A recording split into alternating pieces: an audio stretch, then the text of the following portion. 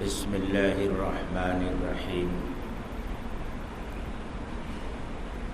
الحمد للہ رب العالمین والصلاة والسلام علی سید المرسلین وعلی آلہ واصحابہ اجمعین اما بعد فاعوذ باللہ من الشیطان الرجیم بسم اللہ الرحمن الرحیم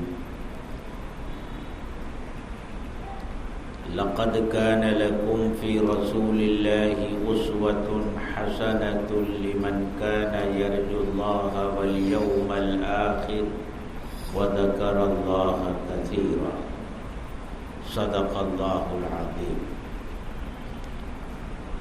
محترم بزرگوں اور دوستوں، اللہ تعالی نے اس دنیا میں اپنی رضا کے مطابق زندگی گزارنے کی ہدایات نازل فرمائی، احکامات دیے اور یہ بتا دیا کہ ہماری ان ہدایات اور احکامات پر عمل کرنے سے ہماری خوشنودی اور رضامندی حاصل ہوگی، اور ان پر عمل نہ کرنے سے، ان ہدایات اور ان احکامات کو نظر انداز کر دینے سے ہماری ناراضگی ملے گی، اور پھر اس کے ساتھ ساتھ اللہ تبارک و تعالی نے ان احکامات اور ہدایات پر عمل کیسے کیا جائے گا اس کا نمونہ حضرت محمد الرسول اللہ صلی اللہ علیہ وسلم کی ذات گرامی کی شکل میں اس امت کو عطا فرمایا کہ ہم نے جو احکامات نازل کیے ہیں اور جو ہدایات دی ہیں ان پر اسی طریقے سے عمل کیا جائے گا جو طریقہ بتلائیں گے حضرت محمد الرسول اللہ صلی اللہ علیہ وسلم۔ اگر اس طریقے سے ہٹ کر کوئی عمل کرے گا تو اس کا وہ عمل ہمارے یہاں مقبول نہیں ہوگا، وہی عمل مقبول ہوگا جو حضرت محمد الرسول اللہ صلی اللہ علیہ وسلم کے طریقے کے مطابق کیا جائے گا۔ اسی سے متعلق آیت کریمہ میں نے پڑھی ہے جس میں اللہ تبارک و تعالی ارشاد فرماتے ہیں لقد كان لكم في رسول الله أسوة حسنة، تمہارے لیے بہترین نمونہ ہے حضرت محمد صلی اللہ علیہ وسلم کی ذات میں۔ مطلب یہ ہوا کہ حضرت محمد الرسول اللہ صلی اللہ علیہ وسلم کا عمل ہی اور آپ کی سنت ہی اللہ کے ہاں مقبولیت اور محبوبیت کا ذریعہ ہے۔ ہمارا جو عمل آپ کی سنت کے مطابق ہوگا، آپ کے طریقے کے مطابق ہوگا، وہی عمل اللہ کے یہاں قبول ہوگا، اور جو اس کے مطابق نہیں ہوگا وہ عمل اللہ کے یہاں قبول نہیں ہوگا۔ اور بندہ جب سنت پر عمل کرتا ہے اور حضرت محمد الرسول اللہ صلی اللہ علیہ وسلم کے طریقے پر چلتا ہے تو اللہ تعالیٰ اس دنیا میں اور آخرت میں اسے کس کس طرح نوازتے ہیں اس کا بیان خود اللہ نے کیا ہے، اور اللہ کے رسول صلی اللہ علیہ وسلم نے اس کو بتایا ہے۔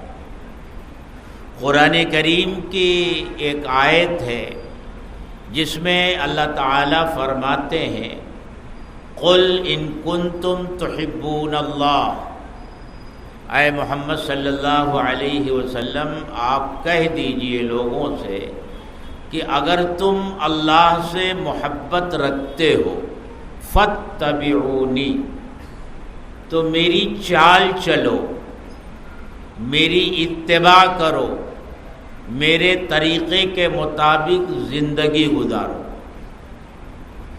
تمہارا میرے طریقے کے مطابق زندگی گزارنا، میری سنتوں پر عمل کرنا، یہ تمہارے اس دعوے کی دلیل ہوگی کہ تم اللہ سے محبت کرتے ہو۔ اگر تم میرے طریقے پر نہیں چلتے ہو، میری سنت پر عمل نہیں کرتے ہو، تو تم لاکھ یہ دعویٰ کرو کہ اللہ سے تم محبت کرتے ہو، تمہارا یہ دعویٰ جھوٹا ہے، بے بنیاد ہے۔ اللہ سے محبت کا ثبوت یہ ہوگا کہ تم میرے نقش قدم پر چلو، میری اتباع کرو اور میری پیروی کرو۔ کتنی بڑی بات اللہ تبارک و تعالی نے ارشاد فرمائی۔ ہمارے علماء میں، بزرگوں میں اور بڑوں میں ایک بڑے محدث اور مفسر گزرے ہیں، علامہ شبیر احمد عثمانی رحمۃ اللہ علیہ، جنہوں نے حدیث کی کتابوں کی بھی شرحیں لکھی ہیں اور قرآن کریم کے تراجم کے اوپر حواشی بھی لکھے ہیں۔ خاص طور سے ایک ترجمہ قرآن کریم کا جو ہمارے یہاں بہت مشہور ہے، اور جب سعودی عرب میں وہاں کے بادشاہ نے، جو اس وقت شاہ فہد تھے، اور انہوں نے یہ ارادہ کیا کہ دنیا کی مختلف زبانوں میں جو ترجمے کیے گئے ہیں وہ ترجمے بھی سعودی عرب سے شائع ہوں اور وہ قرآن شریف آنے والے حاجیوں کو دیا جائے جو اردو جانتے ہیں۔ تو انہوں نے حضرت مولانا ابو الحسن علی ندوی رحمۃ اللہ علیہ سے اس سلسلے میں دریافت کیا کہ اردو زبان میں جتنے ترجمے ہوئے ہیں، آپ کے نزدیک ان میں سب سے بہتر ترجمہ کون سا ہے جسے ہم شائع کریں؟ تو مفکر اسلام حضرت مولانا ابو الحسن علی ندوی رحمۃ اللہ علیہ نے ترجمہ شیخ الہند کو کہا تھا کہ آپ اس ترجمے کو شائع کریں، اور خاص طور سے اس ترجمے میں جو حواشی لکھے ہیں حضرت مولانا شبیر احمد عثمانی رحمۃ اللہ علیہ نے، وہ تو جو تفاسیر لکھی گئی ہیں ان کا نچوڑ ہے، ان کا لب لباب ہے اور ان کا خلاصہ ہے۔ تو اس وقت سعودی عرب سے جو اردو ترجمہ قرآن کریم کا شائع کیا گیا تھا وہ حضرت شیخ الہند کا ترجمہ تھا، جس پر حضرت مولانا شبیر احمد عثمانی کے حواشی ہیں۔ لیکن بعد میں بھائیوں نے بڑی سازشیں کی اور بہت زیادہ الزام تراشیاں کی، جس کے نتیجے میں وہاں کی حکومت نے اس ترجمے کو ہٹا کر دوسرا ترجمہ شائع کرنا شروع کر دیا۔ بہرحال یہ حضرت مولانا شبیر احمد عثمانی رحمۃ اللہ علیہ ہیں۔ ان کے بارے میں یہ کہا جاتا ہے کہ یہ فرمایا کرتے تھے کہ جب میں قرآن کریم پڑھتا ہوں اور اس میں خاص طور سے حضرت موسیٰ علیہ السلام کا ذکر پڑھتا ہوں تو جگہ جگہ قرآن نے حضرت موسیٰ علیہ السلام کا تذکرہ کیا ہے، ان کے واقعات بیان کیے ہیں، اتنی کثرت سے بیان کیے ہیں کہ کسی اور نبی اور رسول کے واقعات اتنی کثرت سے بیان نہیں کیے گئے۔ تو میرے ذہن میں ایک بات آتی تھی کہ نبیوں کے امام اور سردار تو ہیں حضرت محمد صلی اللہ علیہ وسلم، پھر قرآن کریم میں ان کا تذکرہ اتنی کثرت سے کیوں نہیں ہے جتنی کثرت سے حضرت موسیٰ علیہ السلام کا تذکرہ ہے؟ کہتے بار بار میرے ذہن میں یہ بات آتی تھی، لیکن جب میں نے اس آیت کریمہ پر غور کیا تو ساری چیزیں ذہن سے نکل گئی، جو الجھنیں تھیں اور جو سوالات تھے ذہن میں وہ سب کے سب ختم ہو گئے۔ جب میں نے اس آیت پر غور کیا کہ اللہ تعالیٰ ارشاد فرماتے ہیں قُلْ إِن كُنتُمْ تُحِبُّونَ اللَّهَ فَاتَّبِعُونِي يُحْبِبْكُمُ اللَّهُ وَيَغْفِرْ لَكُمْ ذُنُوبَكُمْ وَاللَّهُ غَفُورٌ رَحِيمٌ۔ اے محمد صلی اللہ علیہ وسلم آپ کہہ دیجئے کہ اگر تم اللہ سے محبت کرتے ہو تو میری پیروی کرو، میرا اتباع کرو، یحببکم اللہ، اللہ تم سے محبت کرنے لگیں گے۔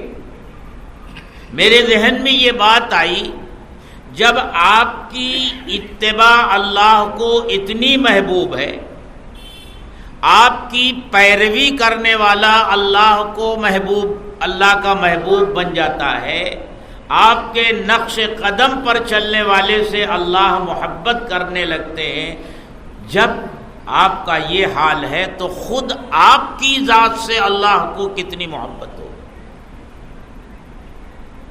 بولے جب یہ چیز میرے ذہن میں آئی تو بات پوری طرح واضح ہو گئی کہ اللہ کے نزدیک آپ سے زیادہ کوئی محبوب نہیں، نہ کوئی نبی، نہ کوئی رسول، کوئی نہیں، کیونکہ آپ کی سنت کا جب یہ حال ہے کہ جو اس پر عمل کرے، اس عمل کرنے والے سے اللہ محبت کرنے لگتے ہیں، تو پھر آپ کی ذات گرامی سے اللہ تبارک و تعالیٰ کو کتنی محبت ہوگی۔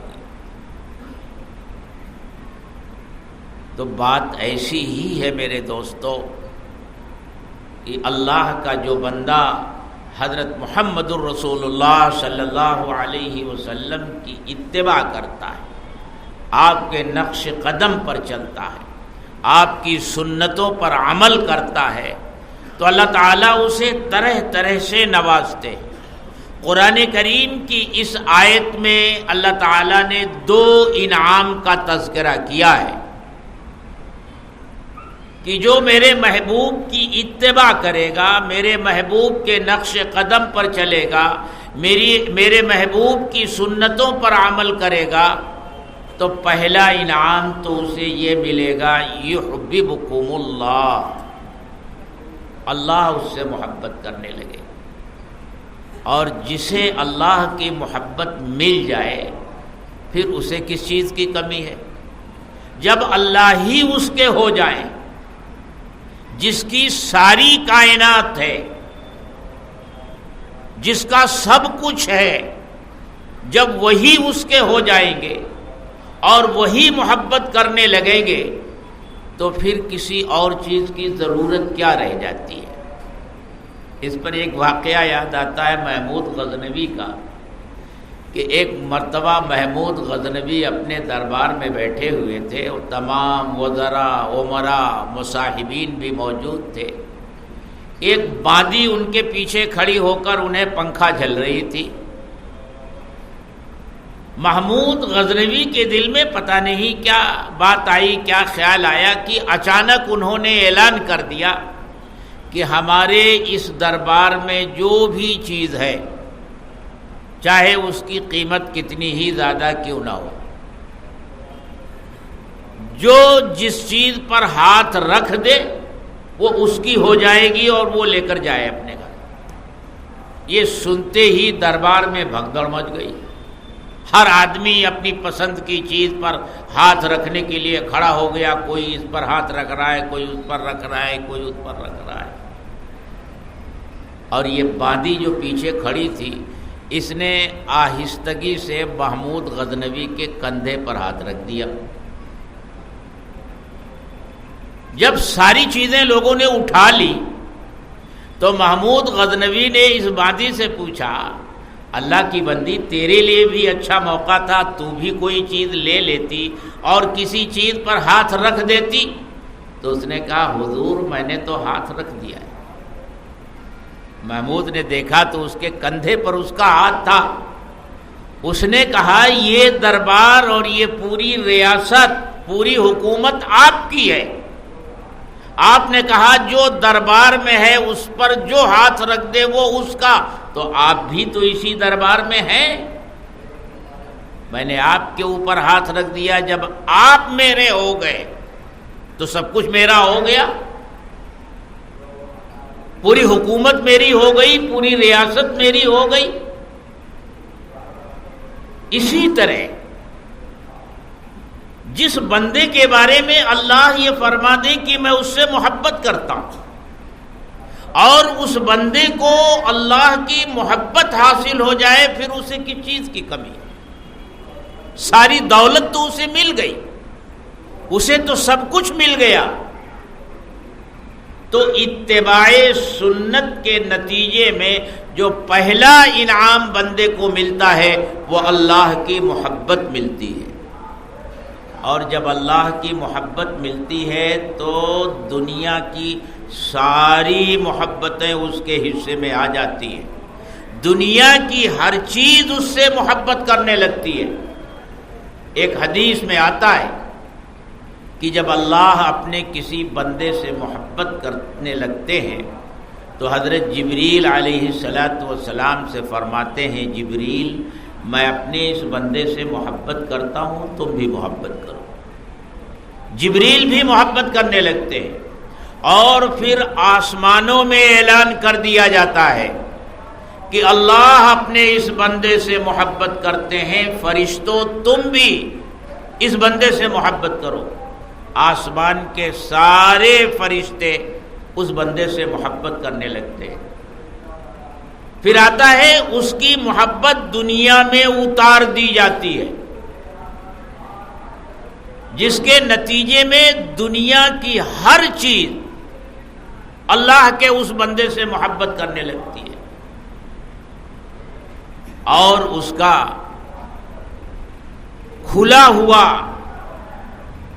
مظاہرہ تو ہم خود اپنی آنکھوں سے دیکھتے ہیں کہ اللہ کے وہ نیک بندے جنہوں نے اپنی پوری زندگی سنت کے مطابق اس دنیا میں گزاری ہے یا گزار رہے ہیں، وہ دنیا میں ہوتے ہیں تب بھی، دنیا سے چلے جاتے ہیں تب بھی ایمان والوں کے دلوں میں ان کی محبت رہتی ہے۔ وہ اللہ والے جو اس دنیا سے چلے گئے اور صدیاں گزر گئیں ان کے اس دنیا سے جانے پر، لیکن آج بھی جب ان کا نام ہمارے سامنے آتا ہے، لیا جاتا ہے، تو محبت کے جذبات دلوں میں انگڑائیاں لینے لگتے ہیں۔ اللہ کے وہ نیک بندے جو اس دنیا میں موجود ہیں اور سنت کے مطابق ان کی زندگی ہے، بڑے ادب اور احترام کے ساتھ ہم ان کا نام لیتے ہیں، ہم نے انہیں دیکھا ہو یا نہ دیکھا ہو۔ تو یہ تو ہم خود مشاہدہ کر رہے ہیں کہ اللہ کی طرف سے محبت ان کے بارے میں اس دنیا میں اتار دی جاتی ہے، اور دنیا کی ہر مخلوق ان کے ساتھ محبت کرنے لگتی ہے۔ تو پہلا انعام یہ ملتا ہے کہ اللہ محبت کرنے لگتے ہیں۔ دوسرا انعام اللہ کی طرف سے جو ملتا ہے وہ بھی اسی آیت میں بیان کیا گیا، وَيَغْفِرْ لَكُمْ ذُنُوبَكُمْ، اللہ تمہارے گناہوں کو معاف کر دیں گے۔ يُحْبِبُكُمُ اللَّهُ وَيَغْفِرْ لَكُمْ ذُنُوبَكُمْ، اللہ محبت کرنے لگیں گے اور تمہارے گناہوں کو معاف کر دیں گے۔ بھلا بتائیے اس سے بڑا انعام اور کیا ہو سکتا ہے کہ اللہ تعالیٰ کی مغفرت مل جائے بندے کو، اللہ کی محبت مل جائے بندے کو۔ اتباع سنت کے نتیجے میں یہ دو انعام اس آیت میں بیان کیے گئے کہ اللہ محبت کرنے لگتے ہیں اور اللہ تعالیٰ اپنے اس بندے کو معاف کر دیتے ہیں۔ سنت پر چلنے والے، سنت کی اتباع کرنے والے کو اور کیا انعامات ملتے ہیں؟ اللہ کے رسول صلی اللہ علیہ وسلم نے حدیث میں بھی بیان فرمایا۔ ایک حدیث میں فرمایا، من تمسک بسنتی عند فساد امتی فلہ اجر 100 شہید۔ میری سنت جو مٹ گئی، اس کا رواج ختم ہو گیا ہو، لوگوں نے اس پر عمل کرنا چھوڑ دیا ہو، میری اس سنت کو جو بندہ زندہ کرتا ہے، اس پر عمل کرتا ہے، اس کو رواج دینے کی کوشش کرتا ہے، تو اس کو 1 2 نہیں 100 شہیدوں کو جو اجر و ثواب ملتا ہے، وہ اجر و ثواب اللہ تبارک و تعالی اپنے اس بندے کو عطا فرماتے ہیں جو ایک ایسی سنت کو زندہ کرنے کی کوشش کرتا ہے جس کا رواج معاشرے سے ختم ہو گیا۔ شہداء کا مقام اور مرتبہ کیا ہے، ان کی فضیلت کیا ہے، جنہوں نے اللہ کے راستے میں اپنی جان کا نذرانہ پیش کیا ہے، ان کے بارے میں قرآن نے کہا انہیں مردہ مت کہو، بل احیاء عند ربہم یرزقون، وہ زندہ ہیں اور اللہ کے ہاں وہ رزق دیے جاتے ہیں۔ ان کے جسموں کو اللہ تعالیٰ نے قبر کی مٹی پر حرام کر دیا ہے کہ قبر کی مٹی ان کو کھائے۔ کل قیامت کے دن ان کا خون بھی وزن کیا جائے گا میزان عدل پر۔ یہ وہ لوگ ہیں جن کا مقام اور مرتبہ اللہ کے نزدیک یہ ہے، لیکن ایک ایسی سنت جو معاشرے سے ختم ہو گئی ہو، لوگ بھول رہے ہوں اس کو، اور یہ اللہ کا اس دنیا میں ضابطہ ہے کہ جب کوئی سنت کہیں سے ختم ہوتی ہے تو اس سنت کی جگہ کوئی نہ کوئی بدعت ضرور لے لیتی ہے، اور بدعتوں سے لڑنا کوئی آسان کام نہیں ہے۔ تو سنت کو زندہ کرنے والے کا ثواب کیا بتایا؟ فَلَهُ أَجْرُ 100 شہید، 100 شہیدوں کا ثواب اس کو ملتا۔ یہ تیسرا انعام بتایا گیا حدیث میں۔ 2 انعام قرآن کی آیت میں کہ اللہ محبت کرنے لگتے ہیں، اللہ اس کی مغفرت فرما دیتے ہیں، اور اس حدیث میں بتایا گیا کہ اسے 100 شہیدوں کا ثواب ملتا ہے۔ اور دوسری حدیث میں بتایا گیا کہ جو اللہ کے رسول صلی اللہ علیہ وسلم کی سنت پر عمل کرتا ہے تو اسے جنت کا داخلہ ملتا ہے، اور نہ صرف یہ کہ جنت کا داخلہ ملتا ہے بلکہ جنت میں اللہ کے رسول صلی اللہ علیہ وسلم کا ساتھ ملے گا، آپ کی معیت ملے گی۔ جنت میں جانے والے اللہ کے رسول صلی اللہ علیہ وسلم سے قریب ہونے کے سلسلے میں جو اس دنیا میں جتنا زیادہ سنتوں پر عمل کرنے والا ہوگا وہ جنت میں اللہ کے رسول صلی اللہ علیہ وسلم سے اتنا ہی قریب ہوگا، درجہ بدرجہ۔ حضرت انس رضی اللہ تعالی عنہ کی وہ روایت میں نے آپ حضرات کو بار بار سنائی ہے، یہیں سے سنائی ہے کہ وہ فرماتے ہیں کہ ایک مرتبہ اللہ کے رسول صلی اللہ علیہ وسلم نے مجھ سے فرمایا کہ انس، اگر تم اس پر قدرت رکھتے ہو کہ تمہارے شب و روز اس طرح گزرے، تم صبح اور شام اس حالت میں کرو کہ تمہارا دل ہر ایمان والے کی طرف سے صاف ہو، تمہارے دل میں کسی کی طرف سے کوئی میل نہ ہو، کینہ نہ ہو، حسد نہ ہو، بدخواہی نہ ہو، اگر تم یہ کر سکتے ہو تو ضرور کرو۔ اور پھر فرمایا میرے بیٹے یہ میری سنت ہے، اپنے دل کو اس طرح کی گندگیوں سے پاک صاف رکھنا میری سنت ہے۔ اور فرمایا جو میری سنت سے محبت کرے اس نے مجھ سے محبت کی۔ من احب سنتی فقد احبنی، جس نے میری سنت سے محبت کی اس نے مجھ سے محبت کی، ومن احبنی کان معی فی الجنہ، اور جس نے مجھ سے محبت کی وہ میرے ساتھ جنت میں ہوگا۔ دو باتیں، اول تو جنت میں وہ ہوگا، لیکن اس کے ساتھ ساتھ اس سے بڑا انعام اسے یہ ملے گا کہ اسے میرا ساتھ ملے گا جنت میں۔ تو یہ چوتھی چیز بیان فرمائی سنت پر عمل کرنے والے کے لیے۔ اور ایک حدیث میں اللہ کے رسول صلی اللہ علیہ وسلم نے 4 انعامات کا تذکرہ ایک ساتھ کیا کہ جو سنت پر عمل کرے اسے اللہ تعالیٰ 4 انعام عطا فرماتے ہیں۔ من حفظ سنتی، جس نے میری سنت کی حفاظت کی تو اللہ تعالیٰ اسے 4 چیزیں اس دنیا میں عطا فرماتے ہیں۔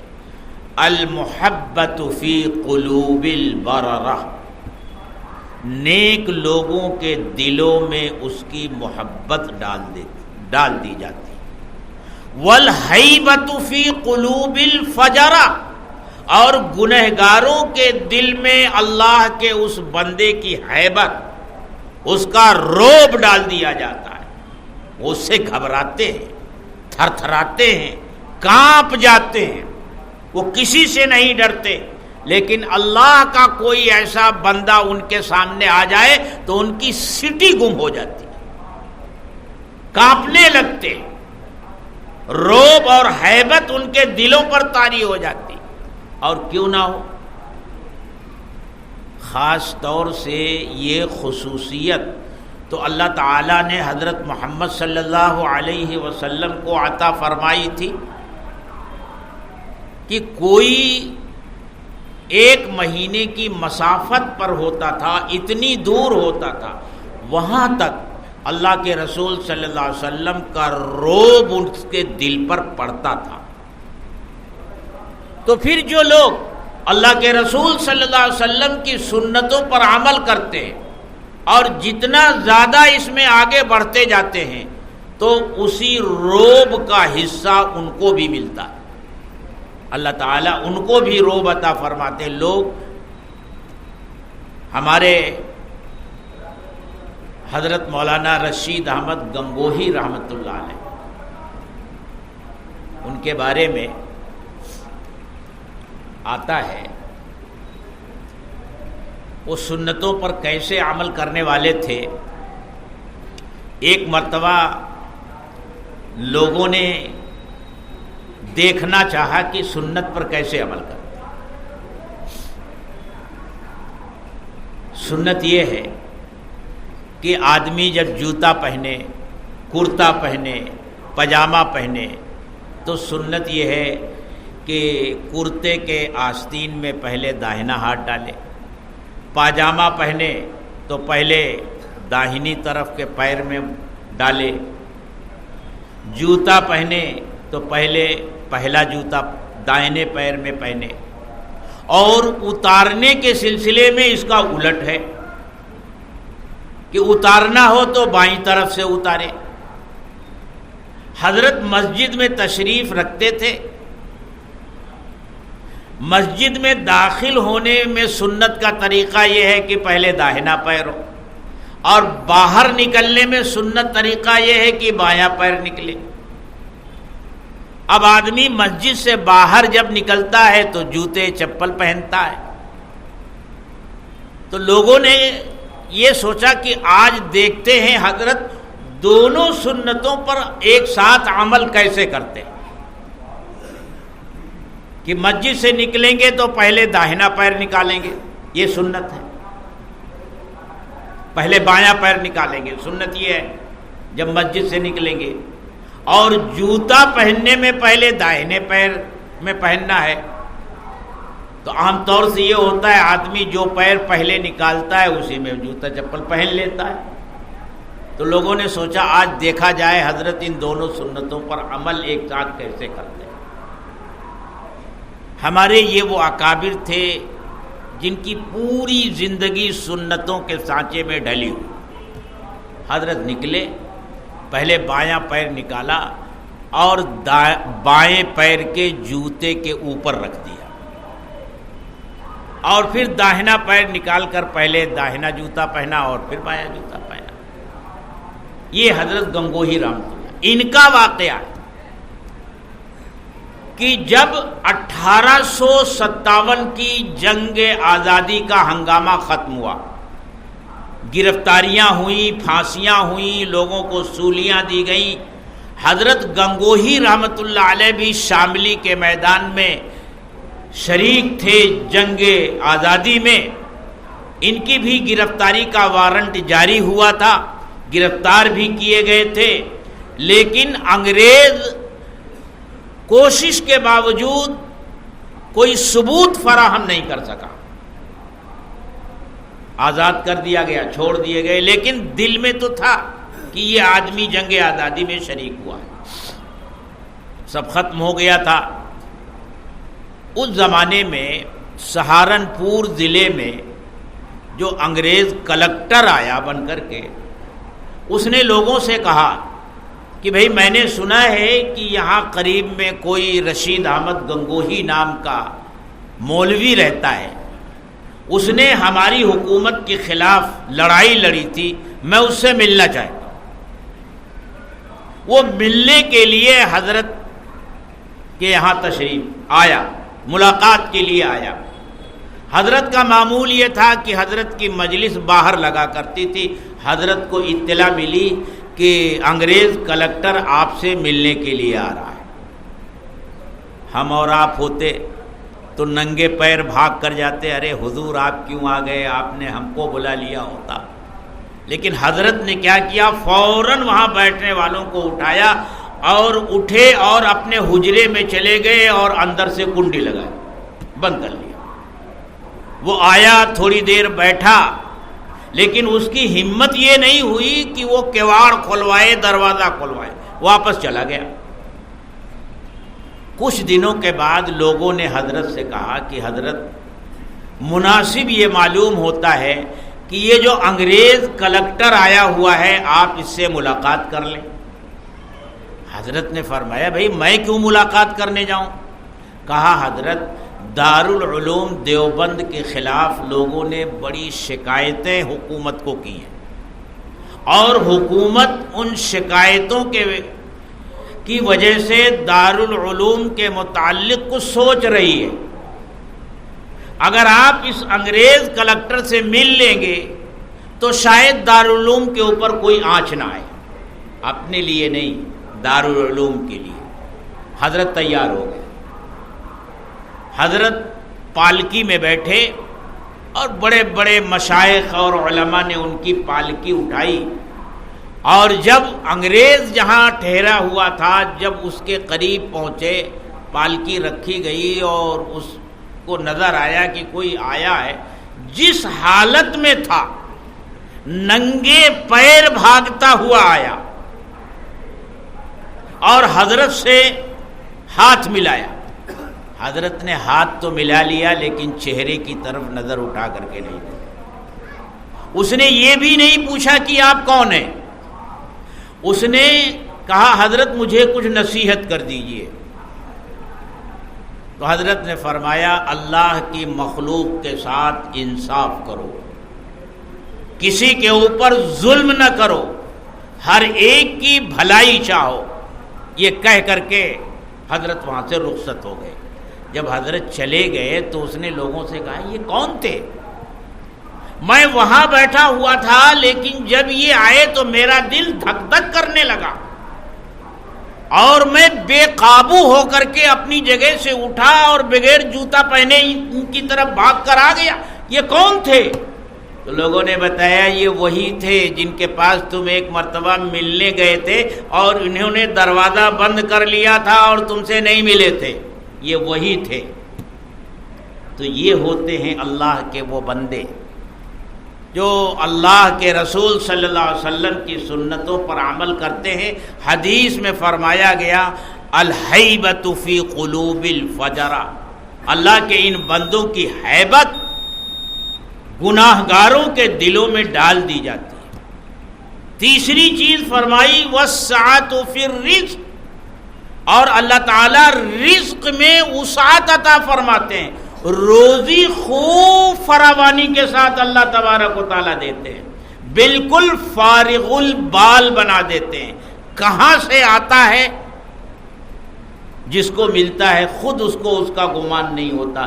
اس طرح اللہ تبارک و تعالیٰ اپنے اس بندے کی روزی میں وسعت فرماتے ہیں۔ بھائی کون ہے جو نہیں چاہتا کہ ہمارے رزق میں وسعت ہو، ہمارے رزق میں برکت ہو، اور نہ جانے اس کے لیے کیا کیا ہم لوگ کرتے ہیں۔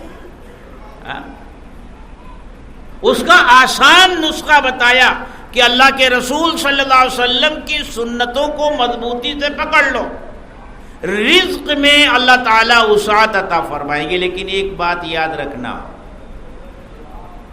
نیتوں کا بڑا دخل ہوتا ہے۔ اللہ کی رضا کی نیت سے کوئی کام کیا جائے تو اللہ کی رضا بھی حاصل ہوتی ہے، اور اس دنیا میں اس کام پر جو اور برکتیں ملنے والی ہیں وہ بھی مل جاتی ہیں۔ اس لیے ہمیشہ نظر اللہ کی رضا پر ہونی چاہیے۔ وہ ایسے ہی جیسے ایک آدمی بھینس پالتا ہے تو اس کی نظر بھینس کے دودھ پر ہونی چاہیے۔ دودھ ملے گا تو گوبر تو ملنے ہی والا ہے، کھاد ملے گی، لیکن کوئی اس لیے بھینس پالے کہ وہ بھینس سے گوبر حاصل کرے گا اور اپنے کھیت کے لیے کھاد اکٹھا کرے گا، تو اس سے بڑا نادان کون ہے؟ آج ہمارا یہی حال ہو گیا ہے۔ ہمیں یہ بتا دیا گیا کہ قرآن کی فلاں سورت پڑھو گے تو رزق میں برکت ہوگی، وسعت ہوگی، تو اب ہم قرآن کی تلاوت اپنی اس دنیا میں بڑھوتری کے لیے کرتے ہیں۔ ہمیں یہ بتایا گیا یہ نیک کام کرو گے تو تمہیں دنیا میں یہ فائدہ ملے گا، تو دنیا کا فائدہ حاصل کرنے کے لیے وہ نیک کام ہم کرتے ہیں۔ اصل نیت ہے سنت پر عمل کرنے کی نیت یہ ہو کہ اللہ راضی ہوں گے، پھر یہ دنیا میں رزق کی وسعت ملے گی۔ لیکن رزق میں وسعت حاصل کرنے کی نیت سے خبردار یہ نیت نہیں ہونی چاہیے، سارا معاملہ الٹا ہو جائے گا۔ آگے فرمایا وَالثِّقَةُ بِالدِّينِ، اور جو سنتوں پر عمل کرتا ہے تو اسے دین میں اللہ تعالیٰ مضبوطی عطا فرماتے ہیں، پھر اس کے قدم کوئی چیز ہلا نہیں سکتی، اتنا ثابت قدم ہوتا ہے، اس کا ایمان اتنا پختہ ہوتا ہے۔ تو میرے بزرگوں اور دوستوں، سچی بات یہی ہے کہ اللہ کے رسول صلی اللہ علیہ وسلم کی سنت پر عمل ساری خیر اور برکت کا ذریعہ ہے۔ یہ نسخہ سمجھا تھا صحابہ نے، اور یہی نسخہ سمجھا ہے ہر زمانے کے اکابر علماء اور بزرگوں نے۔ اسی نسخے کو آزما کر اس دنیا میں وہ باعزت زندگی گزار کر چلے گئے، اور اب بھی اس دنیا میں باعزت زندگی اسی طریقے کے مطابق زندگی گزارنے میں مل سکتی ہے۔ اللہ تعالی ہم سب کو عمل کی توفیق عطا فرمائے۔ وآخر دعوانا الحمدللہ۔